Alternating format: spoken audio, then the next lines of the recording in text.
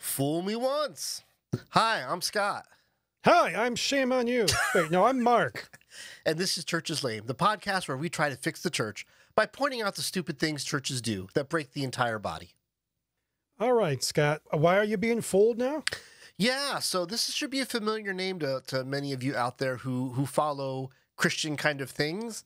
The name Pastor Ted Haggard. Pastor, I should put that in air quotes. Okay. Accused of inappropriate male touching. And this is from Church and Ministries News or ChristianPost.com. So, Pastor Ted Haggard had stepped down from his former church because of being accused of consorting with a male prostitute. And amazingly, well, not amazingly, now that I come to think about it, I don't know why I just used that word, totally predictable, he was able to start a new church and build that up and become wildly popular again, only to find out new allegations of drug use and inappropriate male touching. And I will let your imaginations rightly go where they're going to go without having to be any more graphic than that. Right? Well, you know, my imagination goes in some dark places. Right. So I think there's a couple of fairly obvious things to talk about here. We believe in redemption, right? We believe that any situation, any person can be redeemed. That is the message of the gospel, right? But just because redemption is real and people can be redeemed does not mean that everybody should be a pastor, right? No. The Bible's fairly clear that being a pastor is not something that happens on accident, and it's not something that happens on a whim. Being a pastor is something that happens when a community of faith around you knows you and agrees that you are fully qualified in every biblical expectation to be risen to that position. Or, you know, if you're like me and you see the position of a pastor as a servant, to dive down into that position, you know? But this is not a random thing that happens. You should be able to take a person's life and compare it to the standards of the Bible and figure out fairly quickly and easily whether or not this person's heart is really in pastoral ministry.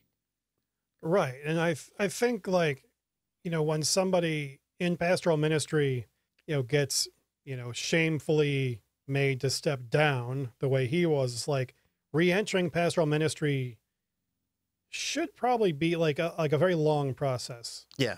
At minimum. And it's been, you know, I guess, you know, a long time, you know, since that happened. But like, if we're having, you know, the same kinds of problems popping up again. Yeah. I think that tells us what we need to know. Like, this is a person that should not be in pastoral ministry because clearly they do not have the discipline to, you know, keep their hands to themselves. Right. So worst case scenario, like, and then Ted Haggard, he knows he's not cut out for pastoral ministry, but this is the way he knows to make gobs and gobs of money and do it easily and do it without having to gain new skills or put out much effort. Right? Yeah, it's our typical cynical tagline. Right. The best case scenario is we have yet another church that knows nothing about real transparency or real accountability. You know, they're just, whatever happens, and because we love this guy and we think he's a good guy, that this is a poor choice of words, but, you know, you scratch my back, I'll scratch yours in light of the allegations. Poor choice. Very, very, you know, poor choice. It's just everybody sweeping everything under the rug for their own benefit, right? And that's the best case scenario. You know? Yeah, you know, and like, I mean, but the reality of it is that, you know, when you've had these problems in your past, and you claim to have been rehabilitated, and then you are now the pastor of another congregation, like that betrays that congregation who would have known that past of yours. Yeah.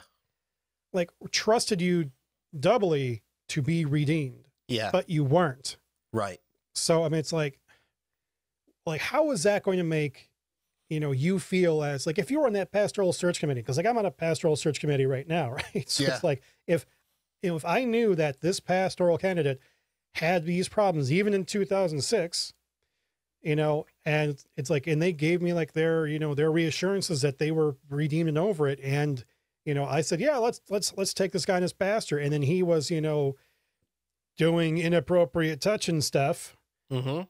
I would be like, okay, now you've made me look like, you know, an a-hole to my congregation because I like put you in this position where you could do this again. Yeah. Yep. You know, so it's like, it just, no, that kind of betrayal is like, you want to talk about like, how does this break the church, right? Preach. Like, yeah. Come at like, me. Right there. Yeah. Yeah. So I think as long as we're on the topic of how things break the church, there is very much a trend now that we see. Accountability is nothing more than like an extended timeout, right? Oh, you can't be the pastor of a church for X amount of years, right? Look at Mark Driscoll, who was dethroned from Mars Hill. You know, look at Ted Haggard or any one of these yahoos that come back after a certain amount of time. That is not accountability. That is not justice. That is not biblical reconciliation. That's just timeout. And anybody can survive a timeout. My kids can survive a timeout. Anybody can. Mm-hmm. You know, if you have enough money and resources saved up, who cares if you can't do ministry for a couple years? You know, the minute you can, you're going to go back to taking advantage of people. You know, so one of the ways the church is broken is that we have lost our understanding of what true redemption is, what true accountability is, what true reconciliation is. And instead, we put together policies in its place that don't nearly get there as the real thing, you know? Yeah, and like there's this bad habit, you know, and I think it's just a human habit. You know, I'm not going to say it's like a Christian habit or it's a, you know, it's a this habit or that habit. I think it's just humans abroad, you know, across the board, right? Like when somebody gets elevated to a position of fame, like we turn our brains off. Right. And just kind of, you know, default to them, right? Because like you are famous, you must be famous for a reason. You know, it's like the cream rises to the top. Yeah. But you know what? So does the scum. Exactly. And so it's like, that's the problem. You have to just not let yourself get taken by the people's fame because, you know, it's nothing. That's the esteem of people, which is not the esteem of God. You know, big difference. Yeah. I just want to say one more thing. This is a tangent, but I think it needs to be said in fairness to all the hammering we just did on Mr. Haggard here. Ted is clearly attracted to men. I would say so. Yeah. There needs to be space for the LGBTQ in the church. Part of the reason that we can't get away from these scandals, especially having to do with homosexuality, is because there's no safe space for it to exist in the church, for it to be talked about, for people's struggles with it, to have any sort of airing. It's all just got to be suppressed, no matter who you are. If you yourself are LGBTQ, or if you're trying to counsel somebody who is, or just trying to come up with a working theology for your church that really does try to love and accept everybody. You know, we need to be able to talk about these things, especially for people who are currently in the phase of, this is who I am. This is just who I am. You know? And so while most of me is disgusted about this and the predictability of it and the recurrence of it, there's also a part of me that knows that there is more context than just Ted Haggard should be ashamed of himself. Yeah, like definitely keep the context in mind. Yep. Faux show. Okay, let's move on. Okay. So back to the topic of people who keep crying wolf, who don't really know when they should cry wolf. Okay, that's not troubling at all. And this, of course, is Christians who keep crying persecution. We're persecuted because our point of view is being challenged. Well, no, you're not persecuted. You're just being challenged. And words matter. And you're annoying. Like this voice is right now. And I don't know why I'm doing it. No, okay.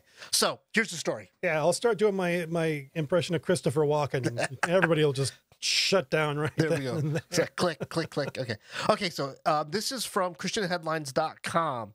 83 religious groups urge the Senate to oppose the same-sex marriage bill, saying it's an attack of people of faith.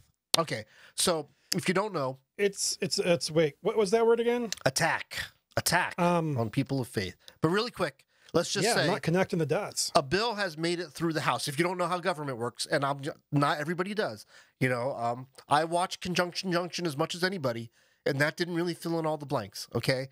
But just because a headline comes out that says Congress has passed a bill, well, there are two houses of Congress, right? And so the Senate is one of those houses. So a bill has passed through the House of Congress that says that same-sex marriage will be recognized at the federal level, right? And more to the point, we cannot discriminate same-sex marriages, right? That bill is then sent to the Senate, where it is now being debated and may or may not be voted on, depending on, you know, whatever happens, right? Backroom deals and all that stuff, right? So this has not become law yet for all the people who are already up on their soapboxes with their pitchforks ready to go to war. This has not become law. And so in the Senate, it's kind of easier to oppose things because there's no clear majority, right? Right now, the Democrats have a razor-thin majority in the Senate. So it's fairly easy for Republican opposition to shut down any bill, right? So here's kind of the quote out of the story that I think is really the heart of the matter is this bill aims to shut down any disagreement, quote, silencing those with the long-held conviction that marriage between one man and one woman is essential to human flourishing, a view that existed from the dawn of time. So, cite your source. Yeah. And B, that's not really what this is actually not true. So, let's start here. The job of government in America is to make sure that nobody is discriminated against. We are a plural society, so you cannot be discriminated against because of the color of the skin, because of the genitals between your legs. You cannot be discriminated against because of your religious convictions or lack thereof. You cannot be discriminated against because you think the Yankees are the best baseball team in the world, which they are not. Way overpaid, too much money. Okay? Go Cubs. But that is specifically the job of government, is to make sure that all men and women are treated equally. And when we see systematic problems that lead to the discrimination of large groups of people, it is specifically the job of the government to step in and make sure that that inequity goes away, right? And Yeah, and what I'm trying to get to is this is all good and well, right? I mean, it's like you're just kind of stating obvious facts of reality. But it's like this language of attack on people of faith. It's like I'm trying to understand how, like, if I say that, like, you know, X, Y, and Z are sins, right? And the federal government says, well, you know, I don't care what you think. You cannot, you know, be hip. You know, you cannot be, prejudicial against these people. Right. And I'm going to say, okay, well, I still think the thing I think, but, you know, hey, whatever. Yeah. Yeah, it's like it's not an attack on my faith if the government doesn't agree with my values of faith. Right. But that's the thing. In the quote here makes it clear, like, that there's a mistruth happening. The long-held conviction that marriage between one man and one woman is essential to human flourishing. But that's not what Christians believe. What these Christians actually believe is that the marriage between one man and one woman is the only unsinful way to participate in the marriage tradition, right? There's sinful relationships and righteous relationships, and the only righteous marriage relationship is a heterosexual monogamous relationship, right? And that is a religious conviction they have, but they are too afraid to wear their religious convictions on their sleeve, which is one problem, right? Not even being willing to state, you know, clearly that you are standing up for your quote unquote Christian beliefs, but then to kind of hide it in this poorly kind of biological, like biology, evolutionary kind of like the marriage between one man and one woman is essential to human flourishing. Like, do we see any evidence anywhere that humans aren't flourishing? Like, if anything, we have an overpopulation problem. We're actually trying to get to Mars in order to deal with the overpopulation problem. I don't see any evidence that suggests that the human beings on this planet are not flourishing. Well, to say that it's essential to human flourishing, it's like, well, human flourishing being defined how? Because in terms of, populations, what's essential to human flourishing is that we breed. In terms of like actually living good lives, things like clean water, food that's not, rotten, sufficient calories, vitamins, minerals, protection from the elements, regular access to, warmth or coolness in order to fight the elements. These are things that are essential to human flourishing. Whether or not my neighbors are, a man and woman or two guys or two girls has no effect on any of our ability to not die horribly out in the rain and the cold. Yeah. Yeah. Like, it's just like, it's like somebody decided that this was an argument, and it's just obscene to me. It's like you're making things up in order to try to sell your ideas as being just naturally and obviously the correct ones, when it's not, just there written in the sky. Right. But you're kind of playing into my point, because who cares if it's natural or unnatural? The point is it discriminatory? Like in what is it? In vitro fertilization is unnatural, right? But it's not discriminatory. So what does the government care? Mm-hmm. So yeah, this kind of this people wanting to have the same rights as you and I is not discriminatory to you. It's not persecuting you that other people have the same quality of life that you have, right? It's not holding you down that others be lifted up. And for you to want to hold them down says something awful about the brand of faith that you practice. To put I think it goes bluntly, back to the punitive thing that we talked about before, right? Yeah. Because that streak that says, I want you to suffer because of X, Y, and Z, right? Right. And that's all this is to me. It's like they want gay people to suffer for not having the decency to be straight. Right. And if we want to talk about human flourishing, it's just a matter of time. That's all it is.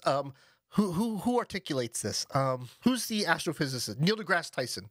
He talks about how spirituality is this ever closing window, because knowledge keeps taking the place of the things we don't know, right? The things that we don't know are replaced by the things we know.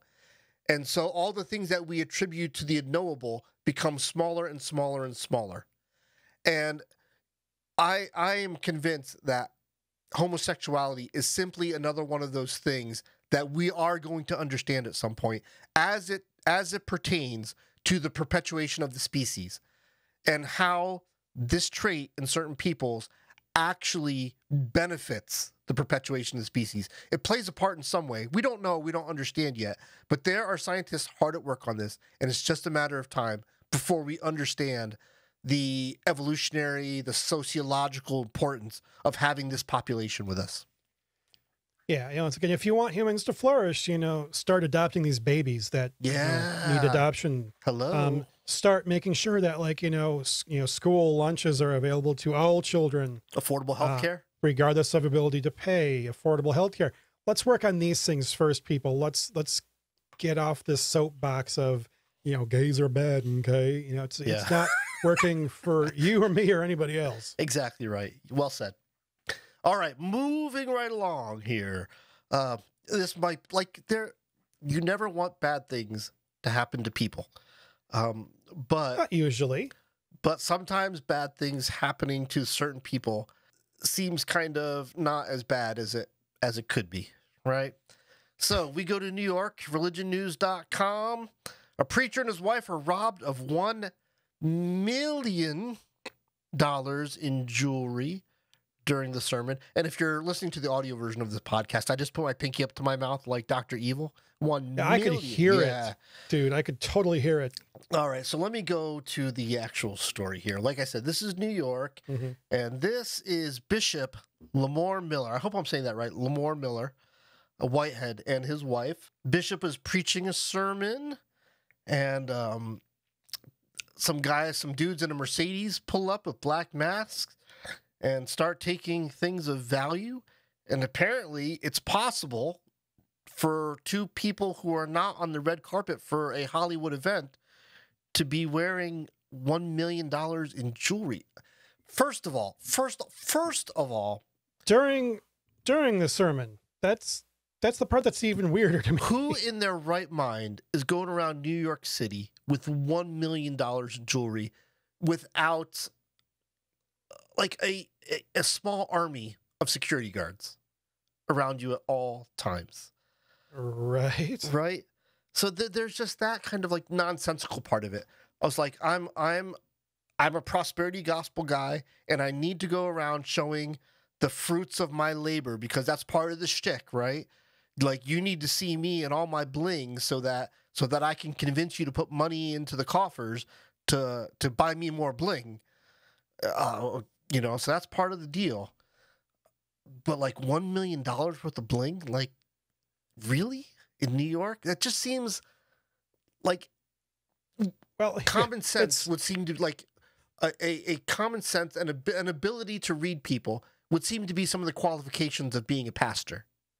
Yeah, and like you're pointing out, like, like in New York, and I'm like, screw New York. I mean, like, you're a religious leader. Yeah, you shouldn't have sufficient wealth to have $1 million worth of it just on you as decoration. Right. I feel like that's morally repugnant to me. That's going to be an area of lots of disagreement. Like when is too much, I guess. That's always a gray area. And I'm always a bit more squeamish than you are to talk about when too much. I don't know why I am, because it's not like I have much of anything. Like, I've got this microphone and this camera. I've got some lights and a guitar. So it's not like I have a lot. I've got a wedding band that I love, So I don't know why I'm so squeamish about it, but I do get squeamish because I don't know, like, where to draw the line. Like, is a Mercedes okay? Is 2 Mercedes okay? Like, when is it no longer okay, I guess? And this is not, I don't think, the place to litigate. But that's kind of when the limits there. But we keep bringing it up, like, yeah, like when people have like this incredible amount of wealth, we just kind of naturally go, well, that's too much. Well, I'm not sure where the line is. So yeah, and I'll tell you, like, for me, like, that line, like, I don't have like a firm place. Like, this is the line. It's pornography. It's like, I can't define it, but I know it when I see it. Yeah. It's like, like, nobody, like, no sensible human being has $1 million worth of jewelry to begin with, much less $1 million that they're wearing at any given time. Like, there is like that puts you automatically in like a high percentile of of humanity. Like, you're like upper 1%. Yeah. If you like, if you have that much stuff as it is. Yeah. So it's like, it's not hard for me to look at these people and be like, yeah, you've clearly crossed a line. Because like, you're already way up there, and like, I'm not gonna like say that I don't experience some wonderful sense of schadenfreude at these people that I I'm disgusted by being robbed. It's like, by somebody in a Mercedes. Yeah, that was a weird thing too. So like, I'm at this place with this, like, where like, how much money do you need for the people that like mug you to be driving Mercedes? Like, clearly I do not advocate crime, right? So I do not stand in solidarity with the thieves. That being said, I don't think myself or Jesus stands in opposition to religious leaders far too full of themselves being taken down a notch. You know what I mean? So if this was a way of reminding the bishop, the good bishop, that maybe a little bit more humility is in order. Maybe a little bit more Christ-likeness is in order. I'm not sure that I see this as a net loss, right? If he kind of gets the message that he should get out of this, if all he gets out of this is I was robbed and I was wronged, then that truly is a tragedy, Yeah, and we cannot discount that, like, this may have been God's judgment against this person anyway. Yeah.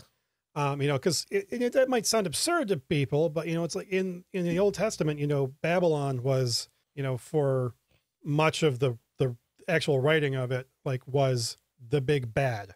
Right. And, well, I want to say it was Isaiah, but it could be Jeremiah or both. It was basically told, like, was complaining to God, like really, like, why, like, the Babylonians are, like, horrible. How come you're sending them to judge your people? And God's like, well, don't worry, I'm going to judge Babylon. But for now, that's the only way I can show you just how bad you've been. Yeah. And that could be what's going on here, and it might not. I don't know. But, like, it definitely, I think, is something that would take this person down, maybe a peg. But, like, I think it'll also make them more aware of, like, hey, maybe only wear $500,000 in jewelry and hire some security There you go. Well, here, let me tell you what I do know. What I do know is that the Bible says that the early Christian church, they would meet and they would give from what they had in order to meet the needs of others. Mm-hmm. And so where I think this breaks the church is that the bishop and his wife here, they have so much. And it's not really clear what it is that they give in return to meet the needs of those around them. And I think that's what fundamentally breaks the church, is we have this not new, but we have this evolving class of uber wealthy leaders, pastors, and it's clear, like, it's absolutely abundantly clear through their multi-thousand square foot houses and multiple cars and jet planes, how incredibly wealthy they are. And it is incredibly well hidden whether or not they do any sort of anything that actually benefits people's real lives, right? Do they actually put food in anybody's mouths? Do they actually put clothing on anybody's bodies? Not their churches. Do they, through their wealth, actually work towards the good of other people's lives? And that's what I think breaks the church, is when they have more abundance than they have charity. Yeah, and I was gonna say, when you were like, like, do they? It's like, yeah, because, like, the answer is, for the most part, like, these prosperity people, the answer is no. For the most part, they do very little. Their churches do massive amounts of stuff, but that's the people in the church, right? And that's really the tragedy here. It's like when you could put somebody up with, like, the stuff that's on you at this moment, if you can, like, put, like, like a family up into an apartment for the next 20 years with all their groceries and electric paid for or whatever. Yeah. Like, if you're not doing that, then, like, you're not doing good. It's like, just because you have wealth doesn't mean God wants you to have wealth. Right. And, just because you're famous doesn't mean God wants you to be famous. And it's just, it's like, I don't want to, like, keep saying it's repugnant to me, but I mean, it is like that. You have any church leader who is going to talk about, how generous people should be, who themselves is not living up to it. Like, any pastor who is not living what they preach is a problem. Right. And whether it be this, or whether it be, Ted Haggard with his situation, or, Brian Houston, any of these people that we talk about, it's like, that's their inconsistency. Like, that's like the destruction of the value of the leadership of the church is a major problem for me. Yeah. All right. Well, let's move on. Moving on. We are, as always, so appreciative of all of our followers everywhere. On Facebook, on YouTube is where primarily, and TikTok is primarily where followers kind of collect and either praise us or thank us or bemoan Curse us. us. Yes, which is fine. It's all good. We enjoy it. We've gotten a recent string of comments after our stories about the split happening in Florida with the United Methodist Church, right? Okay. And several of these comments have made it a point to talk about the rebranding of the split. Let's call them a splinter cell, right? So this is why we call ourselves the Global Methodist Church, right? Because we have more in common with the global orthodoxy of the Methodist Church than we have in common with this new liberal agenda of the Methodist Church in America, right? And I'm like, the vocabulary lesson isn't making you sound any less like a jerk. Okay? No. Vocabulary is not the problem here. Nobody thinks that this is a problem of word choice, right? And by the way, you don't see any other Methodist churches anywhere in the world wanting to disassociate from the Methodist Church in America. It's just these 106 churches in Florida.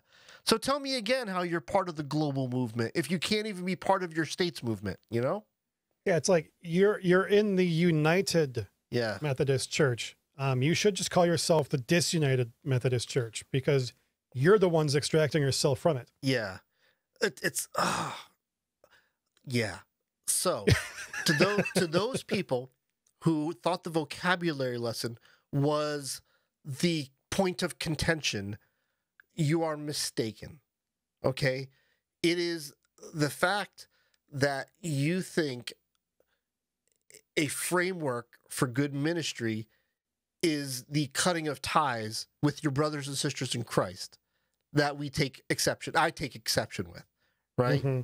Just because we don't all believe the same things doesn't mean we walk out of each other's existence, especially when it is the larger denomination that has given you all of your funding, that has given you your buildings, that has given you much of your learning and teaching materials, that gives you the ability to have group benefits like affordable insurance, right? Now you're just going to take all that, forget about it, and because of one wedge issues, that's an imaginary issue that politicians have convinced you it's important so they could get your vote. Now you're going to use that as the justification for like the most childish of responses to a non-primary disagreement, Yeah. Yeah, I'm picking up what you're putting down. You know what I mean? It's because, it's like, there are these eternal verities of the faith that we, acknowledge in the creeds that have been around for, well over 1,000 years. Yeah. And like, it's not any of those things that are causing this split. It's something else. It's like it's something that's not considered fundamental to the identity of the church. And it's upsetting, because like in Florida is just, the first, of many to come, right? Right. We're going to see this elsewhere, and the whole denomination is going to be going through this. Yeah. Even though like these churches can't actually leave yet. Yeah. But whatever. But the people can, right? There's nothing stopping the people from leaving. They just can't have their building. Yeah. So I mean, it's craziness. It's like I really wish that people would try to seek the middle ground in which you can agree and like keep your identity as Christians together based on, like I said, like the eternal verities of the faith, and those, as well as like the tradition of your denomination. I mean, it's like there's a lot that Methodism has to offer the Christians. So it's like, you want those things, but you just don't want to have it in proximity to those chumps over there, and it's not really a great way of going about it. Yeah, I'm like really there's a part of me that says don't take sides, but really what I want to see happen is I want to see the denomination say, no, if you want to leave, but you can't have the buildings. We're not selling them to you. We're not giving them to you. We're not gifting them to you. You can't do a hostile takeover. Those buildings belong to the denomination, and the denomination is going to keep them. And then instead of refilling those buildings with a new congregation or something, I would like to see them like, hey, you know what we're going to do with this building instead? We're going to make a homeless shelter. We're going to make a career services facility, something. Like, we're going to do something for veterans. anything. We're going to create some sort of charity out of this building instead of yet another place for people to get together when there's another Methodist church right around the block that they could go to. Yeah, it would be good. It's a shame that so many churches are basically, empty. Yeah. It's like 95% of the time. Yeah. Like there's nothing going on there. And I'm not saying that, we have to, have churches being, used 24/7.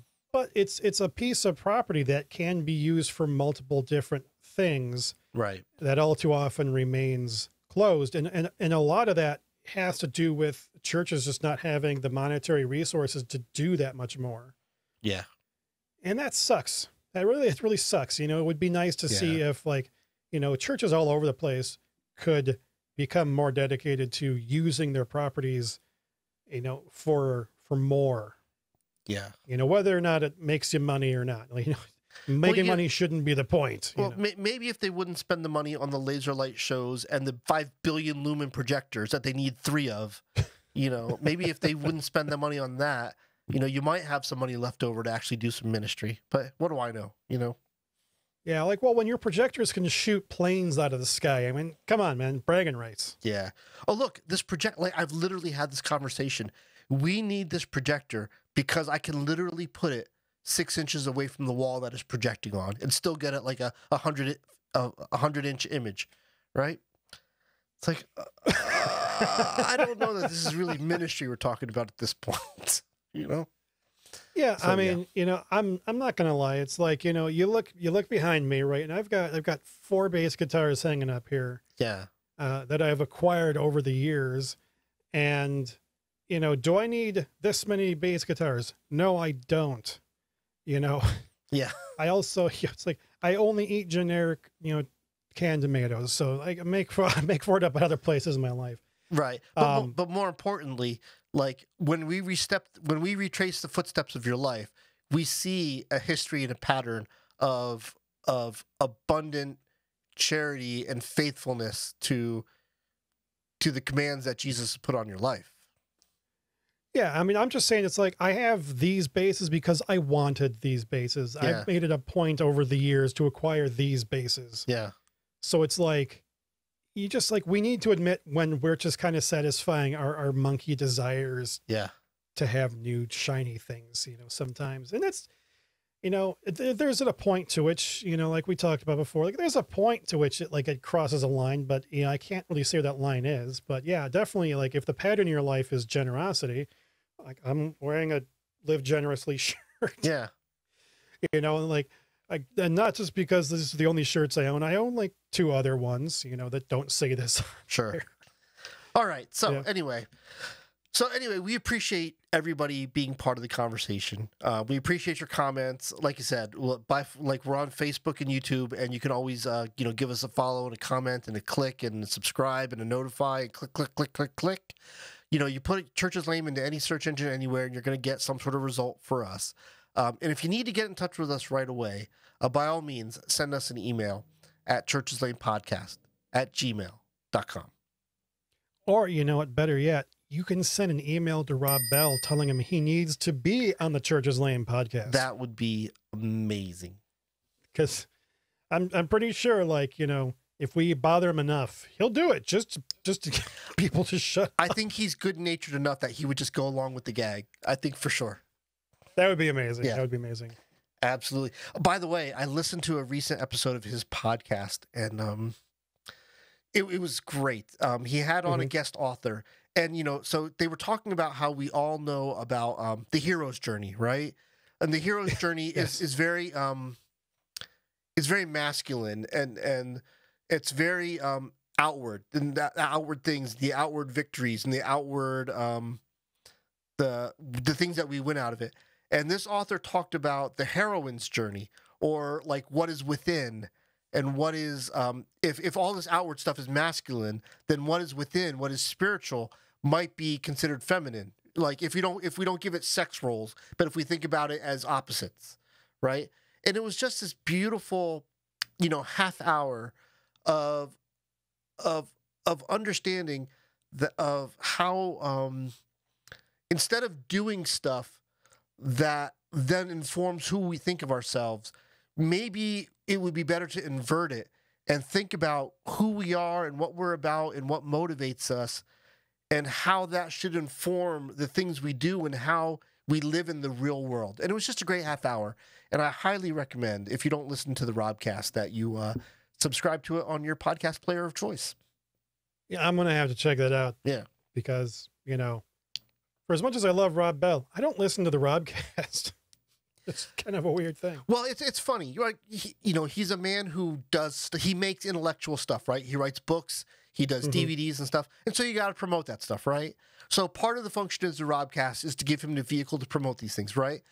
And not every Robcast is a home run, right? Some of them are kind of interesting and some of them are not. Some of them are more personal. But this one in particular, this one episode really just kind of had me like rethinking, like, oh, hey, here's an interesting way to think about this thing that I thought about differently my entire life. And, not that I necessarily came away like a changed man, but it was an interesting intellectual exercise for that hour, Yeah. And that is why we keep doing this goofy Rob Bell bit at the end of every episode. Because we look up to this dude. We'd love to have him on and just, and just get to, I don't know, whatever we talk about. It'd be a good time. Yeah, absolutely. Would love to do that interview at some point. Would love it. All right. Well, with that, just, I would like to say thank you again to everybody for wasting your time with us. It's just wonderful that you would take the time to listen to anything we have to say, and especially that you would bother to comment or email or otherwise harass us and just engage us in conversation. And with that, may the Lord bless you and keep you. May the Lord make his face to shine upon you and be gracious to you. May he lift his countenance upon you and give you peace. Amen.